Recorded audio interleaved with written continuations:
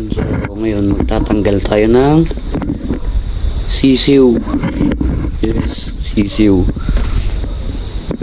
Kasi may sisiw yata sa loob tong ating Honda Click version 4. Paparinig ko sa inyo yung sisiw. Hindi ko alam kung maririnig dito sa camera.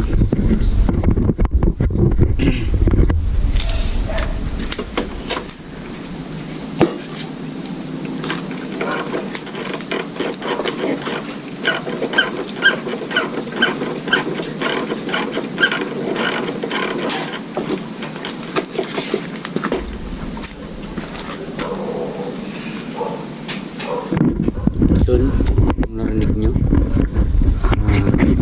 yun yung tatanggalin natin ngayon. Yan, so ito yung tatanggalin natin. Yung Phillips screw na yan. Yan. Itong side pan. Kasi nasa ilalim nito yung sisiw.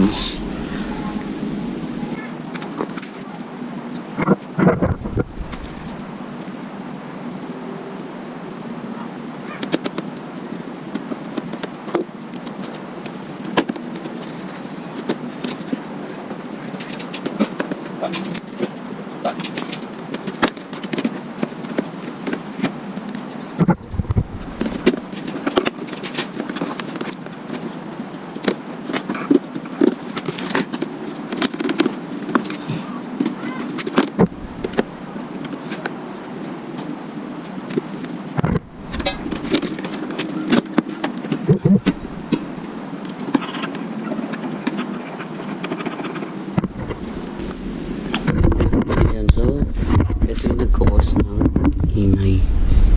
Ayan, akala mo hindi siya, parang kaduda-duda na imposible, pero tingnan nyo.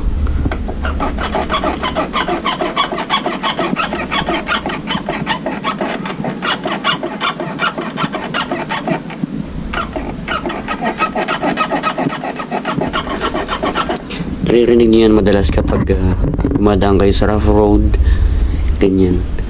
So gagawin natin is lulubricate lang natin siya. Hindi na natin kailangan tanggalin to. Ito, yung side panel, ganyan lang. Ayan. Palagyan natin yung ilalim na yun. So ito, lubrication lang natin siya.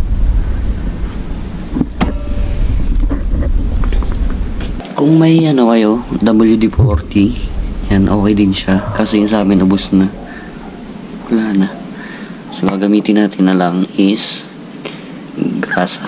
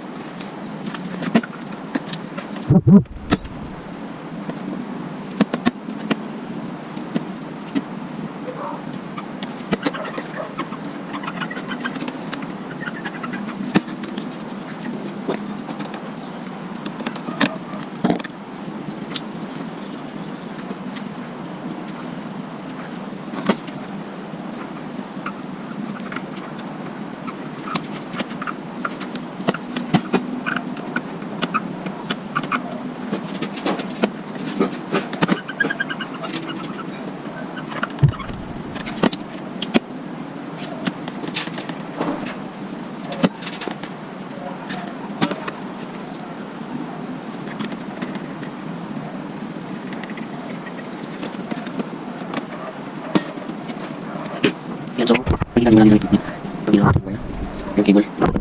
Yan. So, kanina, tinig din naman na maingay talaga. So, ngayon, so, halos wala na, no? Wala na talaga. So, yun lang yung problema. Yun lang yung sisiw na nasa loob nito. Ayan.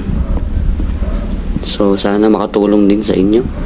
At kung may katanungan kayo, comment nyo lang, din pa-like and share na rin para mas marami pa tayong mailabas na video na ganito, no? So yun lang, sana makatulong.